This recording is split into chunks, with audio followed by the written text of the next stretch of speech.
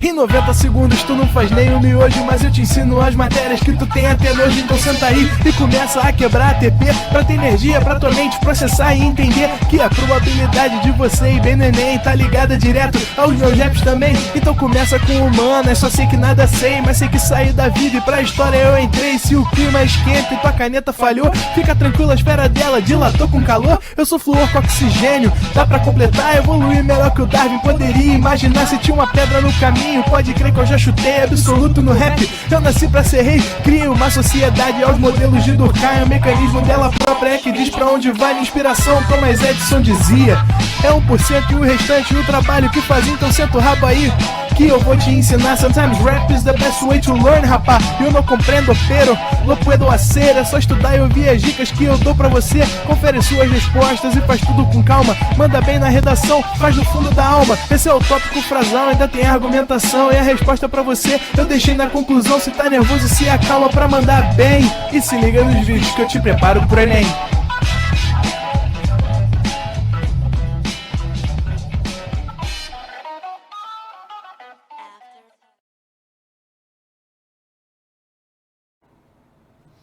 Fala galera, e aí, tudo bem com vocês? Pois bem, uma informação para começar. Você já sabe, meu nome é Leandro Almeida, sou professor de Geografia.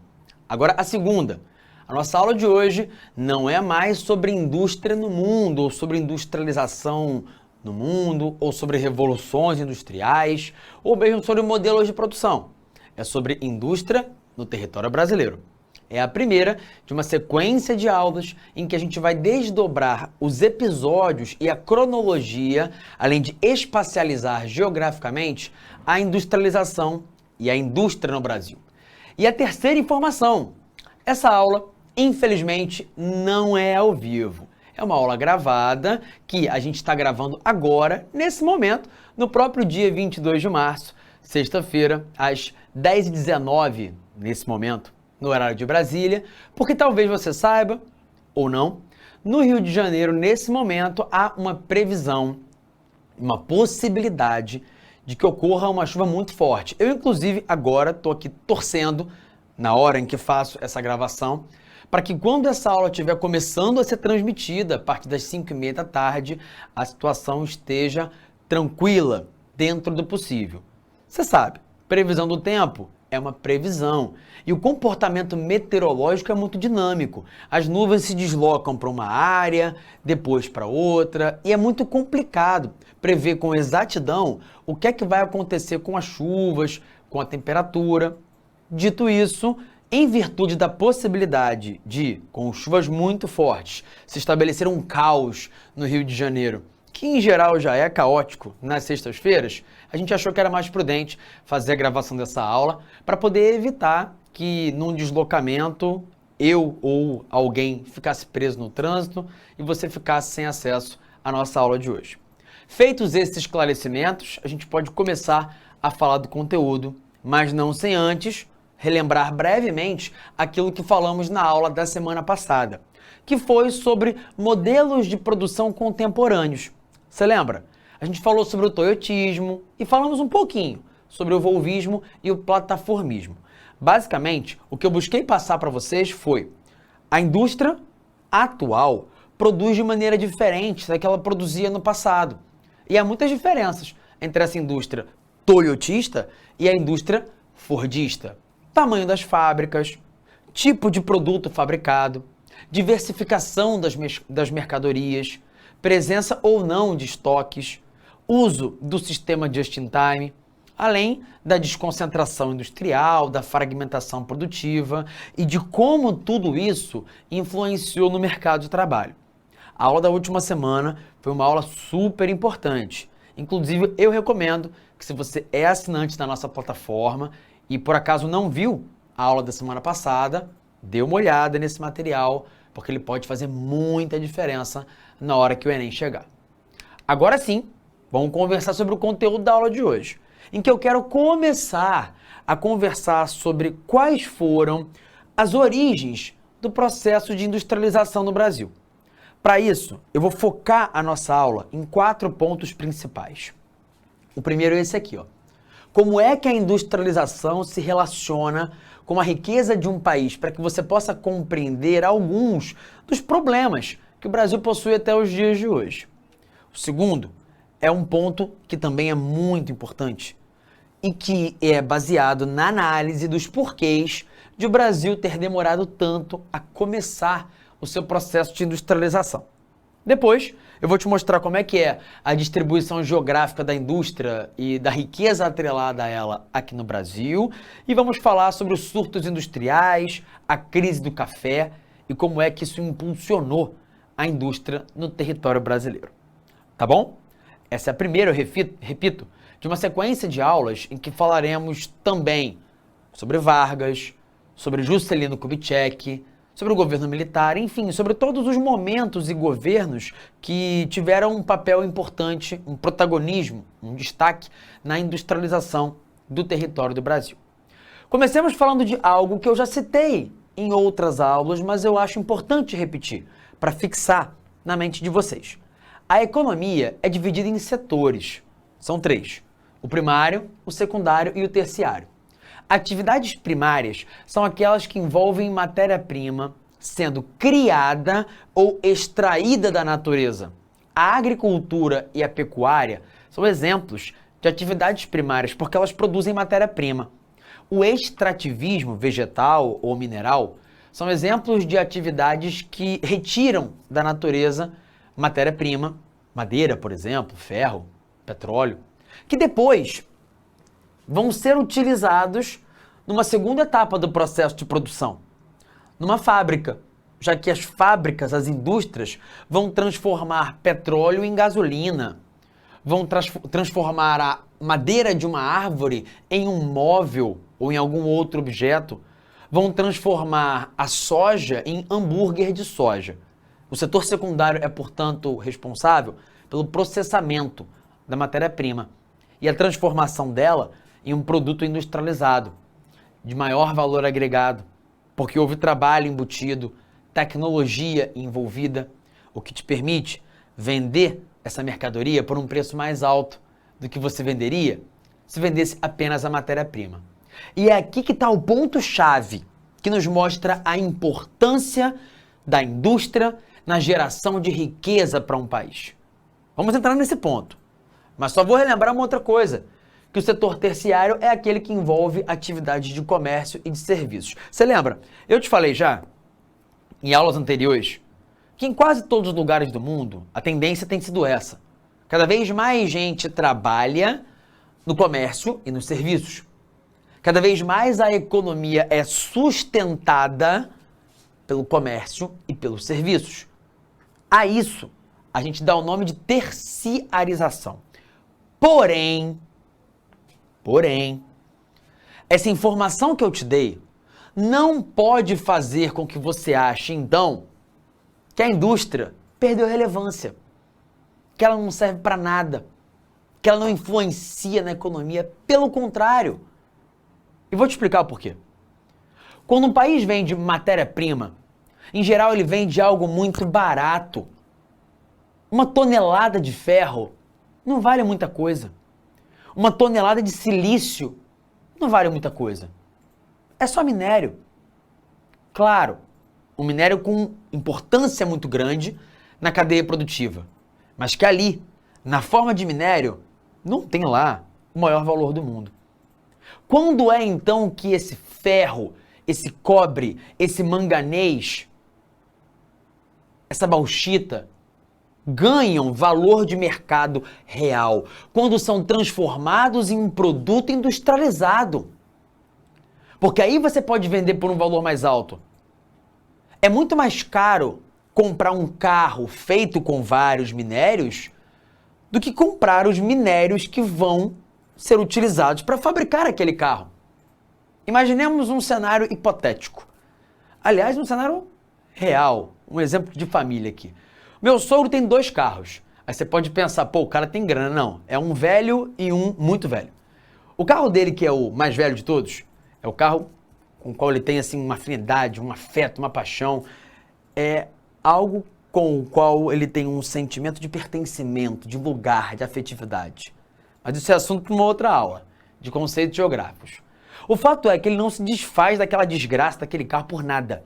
A gente fala, vende esse carro, manda pro ferro velho. E ele não quer se desfazer. Tá lá, carro parado, enferrujando e perdendo ainda mais valor, que ele já nem tem direito. Mas fato é, aquele carro vendido para um ferro velho, desmontado, derretido, imaginemos assim, para ser transformado de novo em matéria-prima, não valeria quase nada. Porque o que faz um carro ser caro não é o custo do minério que é usado nele. A matéria-prima vale pouco. O que o torna caro, dentre outras coisas, claro, transporte, impostos, enfim. Mas o que o torna caro é a tecnologia envolvida. É o painel eletrônico feito com vários minérios. São uma série de outros componentes que foram transformados por um processamento industrial. Ou seja, preste atenção, muita atenção no que eu estou te falando. Os países que enriqueceram são os países que se industrializaram primeiro, que passaram a ganhar muito mais dinheiro vendendo mercadorias porque passaram a processar as matérias-primas. Lembra daquela aula, semanas atrás, em que eu te falei sobre DIT? Você deve lembrar. Como é que era a lógica da DIT lá no início da colonização? Você lembra? Brasil, colônia. Portugal, metrópole. Como é que era a relação comercial entre eles? Do Brasil para Portugal ia açúcar, pau-brasil.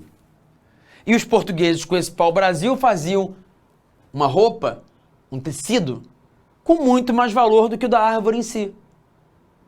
Como é que é a relação comercial entre muitos países hoje? O que o Brasil vende? Soja em grãos. Vale o quê? Ferro bruto. Vale o quê? Aí o Brasil pega o ferro, que ele tira lá de Minas Gerais, que ele tira do Pará, que são os dois estados do Brasil que mais têm esse recurso, e vende, por exemplo, para a China. A China pega isso e transforma em produtos industrializados, transforma em carro, em telefone celular. O Brasil pega o ferro que extrai e vende para o Japão. O Japão transforma isso em quê? Em PlayStation. Transforma em robô. E é óbvio que eles vão ganhar muito mais dinheiro com isso. Por isso, não subestime a importância da indústria na geração da riqueza de um país. Os países que se industrializaram primeiro passaram a dominar a tecnologia, a produção e a venda de mercadorias com muito mais valor agregado. E isso os fez enriquecer muito mais do que os países que se mantiveram como exportadores de matéria-prima. Até hoje, você pode separar os países do mundo entre países que vendem matéria-prima, países que vendem produtos industrializados. Claro, o mundo hoje é mais complexo e o comércio é mais complexo do que eram há 200 anos atrás. Então, dentro desse grupo de países industrializados, o que inclui o Brasil, a gente tem os que vendem Havaiana, tipo a gente, e tem aqueles que vendem produtos de tecnologia avançadíssima, complexos, muito caros, como é o caso dos Estados Unidos, do Japão e de outros tantos do mundo desenvolvido, ok? Tô te falando tudo isso para quê? Para que você entenda algumas das razões centrais que dificultaram ao longo da história o desenvolvimento econômico do Brasil. E que você compreenda um pouco dos porquês de o Brasil até hoje ser um país de renda média baixa. Países que possuem renda média alta e que as pessoas têm poder de compra são países industrializados, que agregaram riqueza ao seu território, o que fez com que as pessoas pudessem passar a ter uma renda média e um poder de compra muito maior. Beleza? Agora, não estou dizendo que o Brasil não tem indústria, não é isso. Senão não teríamos 4 aulas para falar de industrialização brasileira, né? É claro que o Brasil é industrializado.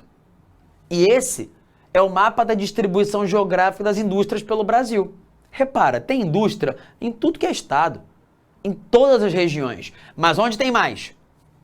Litoral ou interior? No litoral. Porque é onde eu tenho as principais cidades, a maior parte da população, que é mão de obra e mercado consumidor. Aonde eu tenho mais indústrias? No Sudeste ou em outras regiões do Brasil? No Sudeste. Porque é aqui que a gente teve a concentração dos primeiros investimentos industriais a partir do século XIX e de grandes investimentos industriais no século XX, que vão ser objeto de análise nossa na próxima aula. Fato é que há uma distribuição geográfica da indústria pelo território brasileiro. Mas, atenção a essa informação, a indústria continua predominantemente concentrada na região sudeste, especialmente São Paulo, Minas Gerais e Rio de Janeiro. O Espírito Santo não, é um estado pouco industrializado. Beleza? Olha para esse outro slide aqui. Aliás, dá um print. Dá um print nessa imagem, que ela pode ser útil para você. Do que é que ela fala? Sobre espaço geográfico e indústria. Distribuição espacial da indústria pelo Brasil. E antes de te explicar isso aqui e te mostrar um mapa decente, eu quero te mostrar um mapa tosco. Aqueles que eu faço, né? Vem cá. Vamos ver a qualidade do meu mapa aqui hoje. Às vezes ele sai ruim, às vezes ele sai pior ainda. Mas de um modo geral ele tem esses contornos aqui, né? Que alguns dizem que parece de uma capivara, outras coisas mais, enfim. Chame como quiser. O Brasil, por muito tempo, teve uma economia em arquipélago. Por quê? Nós vivíamos sob o jugo de um pacto colonial, não podíamos fazer comércio com ninguém que não fosse Portugal, então a gente produziu o que eles queriam. E qual foi a primeira coisa que eles começaram a tirar aqui do Brasil? Pau-brasil. Tá, mas durou pouco, né, esse período. Nem é considerado assim um ciclo econômico. O que durou muito tempo foi a produção de açúcar como principal produto de exportação do Brasil. Produzido onde? Plantado onde? Litoral do Nordeste, zona da mata nordestina. Então se formou aqui uma grande área de produção de açúcar voltado para a exportação. Atenção ao que eu vou te falar agora. A produção era regional. O comércio era para o exterior. O dinheiro voltava para cá, o pouco dinheiro que a gente recebia por esse açúcar, e ficava por aqui, sem colaborar para o desenvolvimento de um mercado interno. O dinheiro dos parcos lucros com açúcar não era usado para criar estradas, para criar infraestruturas, para unificar, para integrar o território do Brasil. Não. Era como se fosse uma ilha. Temos a ilha da produção do açúcar, cujos lucros vão continuar aqui. Aí depois, passou a haver produção de café. Isso já no século XIX, né? Na região sudeste, especialmente São Paulo. Primeiro Rio, depois São Paulo. E para onde ia esse dinheiro do pouco lucro que tínhamos com o café? Para a mesma área onde ele era produzido. O dinheiro do café não ajudou no século XIX para o século XX a integrar o território brasileiro. Assim como o dinheiro da produção de minério e de ouro ali no século XVIII, em Minas Gerais, não tinha sido usado para desenvolver o país como um todo. Tá entendendo? Ao longo de séculos, a economia brasileira foi baseada na produção de matérias-primas ou na extração de minérios, para que eles fossem vendidos para o exterior, notoriamente para Portugal, e o dinheiro que se obtinha com eles ficava no mesmo local de onde esse produto saía.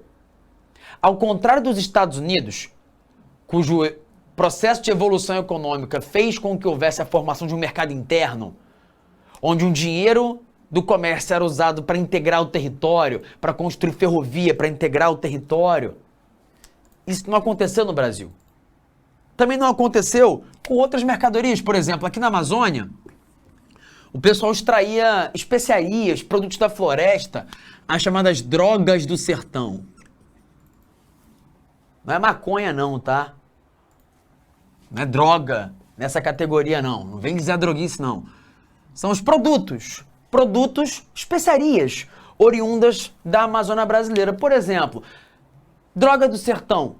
Guaraná. Guaraná é droga. Ah, droga. Tu não vai na drogaria comprar remédio? Então, não é desse tipo de droga entorpecente, ilegal, que a gente está falando aqui na aula não, tá? Pelo amor de Deus. Sextou, mas sextou com responsabilidade. Então, as drogas do sertão eram especiarias extraídas da região amazônica, também levadas para o exterior. Aí você pode estar fazendo uma carinha assim, mas espera lá. Sertão? Sertão não fica no Nordeste? É. Só que a palavra sertão, originalmente, era uma palavra usada para falar de uma área muito distante, um desertão, uma área muito afastada. Então esse era o sertão brasileiro, para muitas pessoas durante muito tempo. A categoria sertão só passou a ser usada para se referir a um pedaço do Nordeste um pouco depois, entende? Ah, e o que o pessoal produzia aqui no Sul? O charque, a carne seca. Ficava aqui, ou então ia para outros países do entorno. Então o que eu estou desenhando aqui grosseiramente no quadro são os chamados arquipélagos econômicos, que foram as várias atividades econômicas que sustentaram a economia brasileira exportadora, agroexportadora, ao longo dos séculos 17, 18, 19, até o começo do século 20. Em cada momento da história, um ou outro desses produtos era mais importante. Por exemplo, ali no século XVII, o açúcar. Ali no século XVIII, o ouro. A economia e o núcleo econômico brasileiro foi transferido do Nordeste para o Sudeste. No século XIX, o café. Aliás, atenção, você sabe que São Paulo é o estado mais rico do Brasil, né? E que é o estado mais industrializado. Isso não é à toa, não. Ah, porque os indivíduos de São Paulo são mais trabalhadores. Ah, enfim, cada um tem a sua opinião. Mas fato é que São Paulo deu sorte, muita sorte de, no momento em que o Brasil começou a se industrializar, o ciclo econômico em vigor era do café. Então São Paulo estava com dinheiro na mão para poder investir na indústria. Se o Brasil tivesse se industrializado nos tempos em que o núcleo econômico era no Nordeste, o lugar mais rico do Brasil hoje seria o Nordeste. E uma galera do Rio de Janeiro, de São Paulo, teria migrado para lá para procurar emprego nesse núcleo econômico principal. Entendeu? Claro, nem teria como o Nordeste ter se industrializado nessa época do açúcar, porque nem tinha indústria, né? Mas é só um exemplo hipotético que eu tô te falando.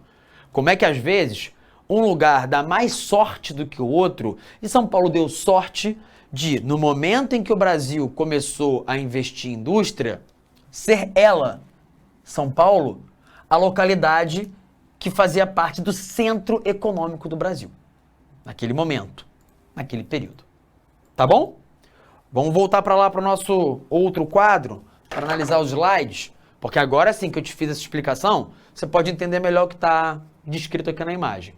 Até 1930, a economia brasileira funcionava do jeitinho que eu te falei, com atividades econômicas dispersas, com uma economia em arquipélago. Que arquipélagos econômicos são esses? Olha aqui, ó.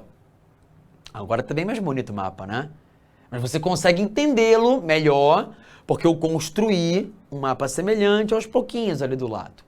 Então, o café em São Paulo, o ouro em Minas Gerais, o açúcar na região Nordeste, são exemplos de alguns desses arquipélagos econômicos, de áreas cujas atividades econômicas voltadas para a exportação sustentaram a economia regional por algum tempo. Há outros exemplos aqui, mas fato é que nenhuma dessas atividades colaborou para que houvesse a formação de uma economia nacional. O Brasil era muito fragmentado. Era mais fácil levar um produto do Nordeste para a Europa do que do Nordeste para o Sudeste, porque não tinha infraestrutura, não tinha um sistema de transporte conectando o território brasileiro. A coisa muda, pela primeira vez, a partir da década de 30, por causa da crise do café, que eu vou te explicar daqui a pouco.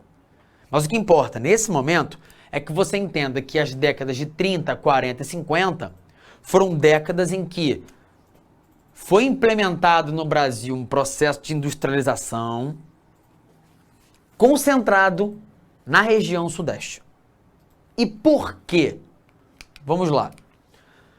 Naquele momento, o núcleo econômico do Brasil estava em São Paulo, ligado à economia do café.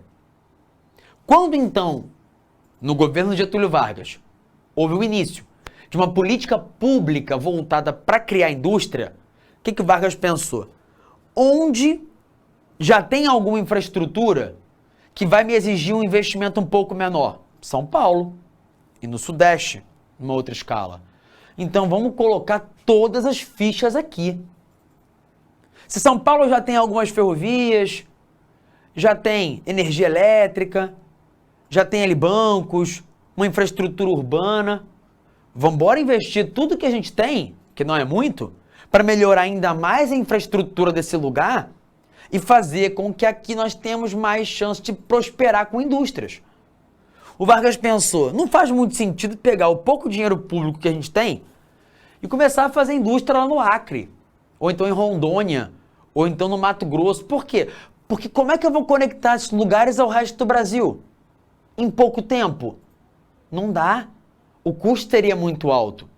Isso explica que a gente tenha tido, durante essa época, uma economia de aglomeração com a concentração de investimentos públicos em alguns poucos lugares na região sudeste, onde já havia algumas fábricas, o que favorecia a instalação de algumas outras, gerando menos custos para o Estado e maior chance de sucesso. A partir do governo de Juscelino Kubitschek, em 1956, e depois, ao longo de outros governos, como o governo militar, dos anos 60, 70 e 80, começou um processo de desconcentração industrial. Por exemplo, o JK tentou industrializar a região Nordeste, criando algo que eu vou te explicar numa próxima aula, na próxima aula mesmo, a Sudene. Foi ele que transferiu a capital para um lugar novo, para o Centro-Oeste, criando Brasília, o que era uma tentativa de integrar o restante do Brasil e não deixar a economia concentrada só na região Sudeste.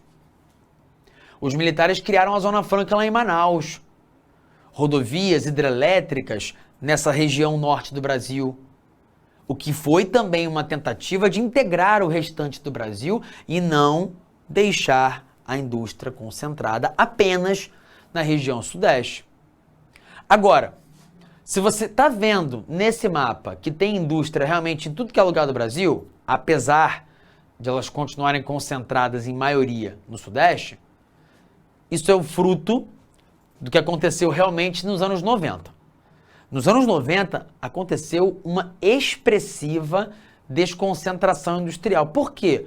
Várias fábricas começaram a fechar suas unidades originais e abrir novas unidades ou abrir filiais em lugares sem muita tradição industrial. Cara, aqui no Rio tem um monte de exemplo. Tem um monte de lugares que eram antigas fábricas que viraram shopping, que viraram mercado, várias. Tem um shopping aqui perto, chamado Shopping Nova América. Era uma fábrica de roupas. Tem um outro shopping, que é o Shopping Bangu, que também era uma fábrica de tecidos. Tem mercados que eram fábricas, e essas fábricas fecharam. Por quê? Porque não conseguiram competir com outras indústrias, ou porque passou a não valer a pena continuar ali. Passou a valer a pena procurar algum lugar com mão de obra barata, onde não houvesse uma tradição sindical, porque as pessoas não iam se organizar em sindicatos para ficar perturbando ali, pleiteando melhores salários, melhores direitos trabalhistas. Para um dono de fábrica é muito melhor colocar a fábrica num lugar onde ninguém nem tenha ouvido falar em sindicato, não tenha tradição de organização sindical em coletividades, porque ele pode pagar muito menos. Aí ele não precisa se preocupar com greve. A produção pode funcionar sem, digamos, entre aspas, esses problemas. Além disso, começou também a haver entre muitos estados e municípios brasileiros uma disputa para ver quem é que atraía mais fábrica, através da oferta de incentivos fiscais, de desconto nos impostos ou então cessão gratuita de terrenos. Tudo isso colaborou para que a indústria se espalhasse. Então você vai ficar atento a esse detalhe nas questões, tá bom? Durante metade do século XX, a indústria cresceu no Brasil, concentrada geograficamente. Ao longo das últimas décadas do século XX, a indústria foi se espalhando pelo país, num processo de desconcentração industrial, motivada por essas razões aqui. Compreendido? Passemos então agora para uma outra análise. E aí você pode olhar para esse slide e pensar, tá, mas é igual ao anterior. Não é não. Aqui, eu te falei da geografia das indústrias, da espacialização delas. Aqui, opa, deu tilt aqui no meu... Deixa eu tentar aqui, vamos lá. Ih, agarrou. Vamos ver se vai. Travou? Sem problema. Daqui a pouco a gente resolve.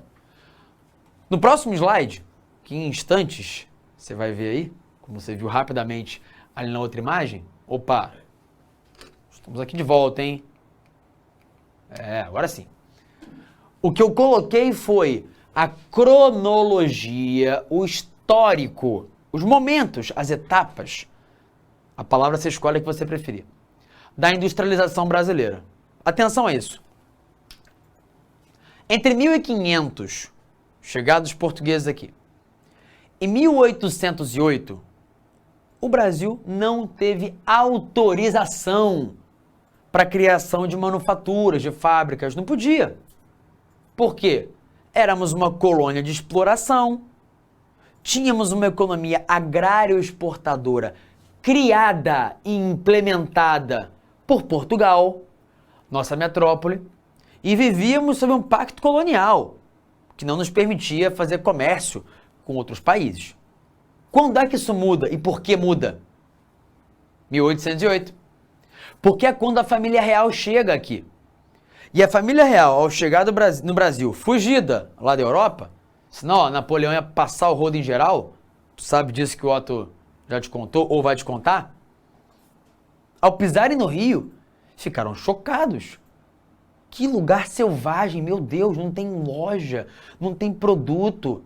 Todo aquele luxo, a ostentação com a qual eles estavam acostumados na Europa, consumindo produtos franceses, produtos ingleses, aqui no Brasil, não estava à disposição deles. Você sabe que rolou um bloqueio continental lá, né? Então ficou mais complicado ainda trazer para cá aquilo que eles tinham lá. Foi aí, então, que Dom João falou, ok, então pode liberar, pode começar a fabricar as coisas aqui, a gente autoriza. A família real, portanto, permitiu a implementação de manufaturas e maquinofaturas aqui, o que deu origem às primeiras fábricas do Brasil. Fábricas bem pequenas, bem precárias, que não produziam lá muita coisa, além de roupa, calçado ou então alguns alimentos processados. Só que, ali entre 1850, 60, 70, apareceu uma galera que deu um impulso para que essa industrialização progredisse. E essa galera era composta por alguns indivíduos brasileiros, empresários, que, usando capital próprio ou emprestado, investiram na criação de algumas infraestruturas, por exemplo, as primeiras ferrovias do país. A primeira foi feita por esse cara aqui, o Barão de Mauá. E na criação das primeiras fábricas, um pouco maiores, algumas também criadas por ele. Aqui tem uma frase dele que diz, ó, o melhor programa econômico do governo é não atrapalhar aqueles que produzem, investem, poupam, empregam, trabalham e consomem. Claramente inspirado por ideias liberais, o Barão de Mauá entendia o seguinte, nós, empresários brasileiros, é que temos condição de promover o crescimento da economia do país. Assim ele pensava, assim ele tentou fazer, e houve aí, portanto, um momento de surtos industriais. Isso não cai muito em prova não, tá? Essa é a verdade. Mas eu preciso te falar para você entender a etapa seguinte, que é o assunto da aula da semana que vem.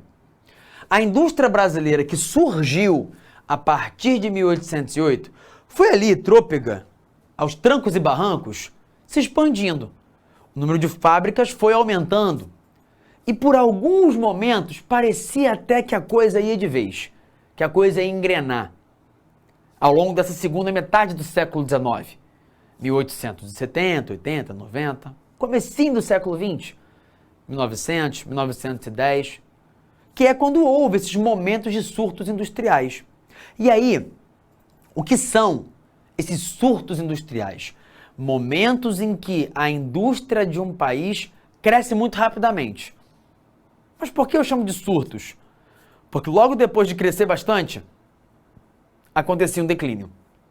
Foi assim que a indústria brasileira passou durante mais ou menos umas 7 décadas. Crescendo e encolhendo. Crescendo e encolhendo. Vivendo à base de surtos esporádicos, de investimentos de empresários privados.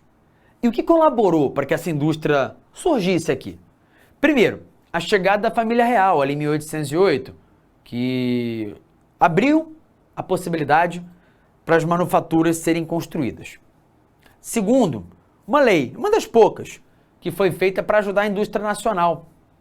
A Tarifa Alves Branco, criada em 1844, para poder colocar algumas barreiras comerciais para aquilo que vinha de fora, encarecendo aquilo que vinha de fora, para estimular a compra, por parte dos brasileiros, de produtos feitos aqui. É uma forma de protecionismo econômico fundamental para a indústria que está nascendo. Nenhum país do mundo se industrializou sem isso, tá? Estados Unidos, França, Alemanha, Japão, todo mundo. Não importa que diga que é liberal, no princípio se industrializou com base no apoio do Estado, com o Estado criando tarifa para aquilo que vinha de fora, com o Estado pegando dinheiro público e dando para as empresas poderem se desenvolver. Essa é a verdade. Então, no Brasil, até houve essa criação da lei, a Tarifa Alves Branco. E havia outras coisas que ajudaram também a indústria nesse momento. Chegaram estrangeiros aqui com alguma experiência na indústria, então houve a formação de um conjunto de mão de obra. Ali no começo do século XX, com a Primeira Guerra Mundial, ficou difícil comprar produtos dos Estados Unidos e da Europa, eles ficaram mais caros, era mais complicado trazer para cá. A indústria na época dos Estados Unidos e da Europa se voltou para produzir artefatos para guerra. Por exemplo, a indústria têxtil começou a produzir uniformes para guerra. E isso gerou uma falta de produtos que a gente comprava antes de fora. Então isso deu impulso para a indústria brasileira. Ou seja, houve alguns fatores que colaboraram para a nossa industrialização aqui nesse comecinho do século XX e na segunda metade do século XIX. Mas a verdade é que tinha muito mais barreira, muito mais entrave, dificuldade do que elementos que incentivassem. Vou te dar alguns exemplos. Primeiro, faltava mão de obra qualificada, com experiência em indústria, em número mesmo, para trabalhar nas fábricas.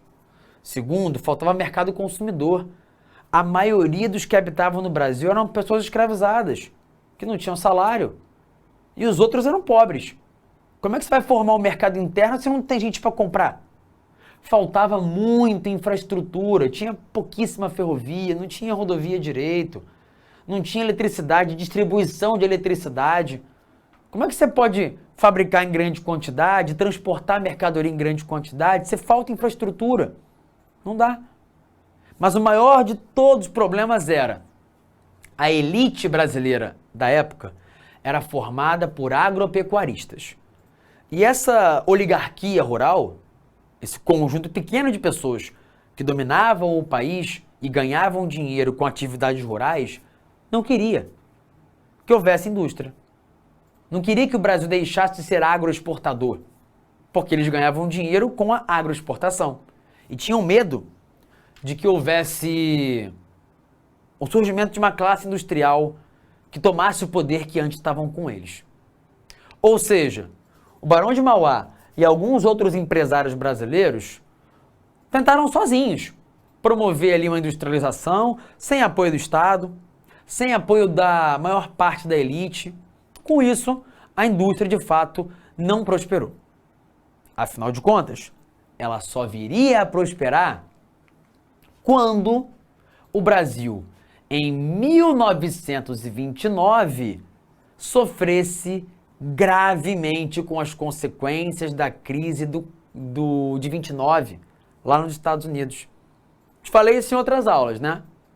Você sabe? Você lembra? A crise de 29 lá causou uma crise do café aqui. O preço do café despencou. E a República Velha e aquela política do café com leite eram sustentadas em grande parte pelo dinheiro do café. O que você acha que aconteceu com a República Velha? Desmoronou. Com a política do café com leite, desmontou. E isso fez com que em 1930 chegasse ao poder um presidente que não era nem de São Paulo e nem de Minas. Era um gaúcho, Getúlio Vargas. E Getúlio Vargas, em meio a essa crise do café, deu início a uma política pública de substituição de importações, na qual o Estado passou a patrocinar a indústria brasileira. E aí sim, a gente vai entrar no momento em que de fato houve uma industrialização no território do Brasil. Só que isso é o assunto da próxima aula. Por hora, eu quero que você dê um print aí, ó, no nosso resumão, em que eu pus algumas informações sobre a dificuldade que o Brasil teve e os porquês para se industrializar, sobre como é que a nossa economia foi em arquipélago por um bom tempo, sobre como que a indústria começa de maneira tímida com a chegada da família real, mas que eram só surtos industriais, e que só a partir de 30 realmente passaremos a ter uma industrialização. Próxima aula então, o papo é sobre como é que a indústria prosperou com os governos Vargas e JK. Te espero a semana que vem. Um beijo, um abraço. Tchau, tchau. Assista nossas aulas a hora que você quiser. Vem com o Pro, o cursinho online que mais aprova no Enem. Assine em proenem.com.br. We gotta celebrate the beauty of the world.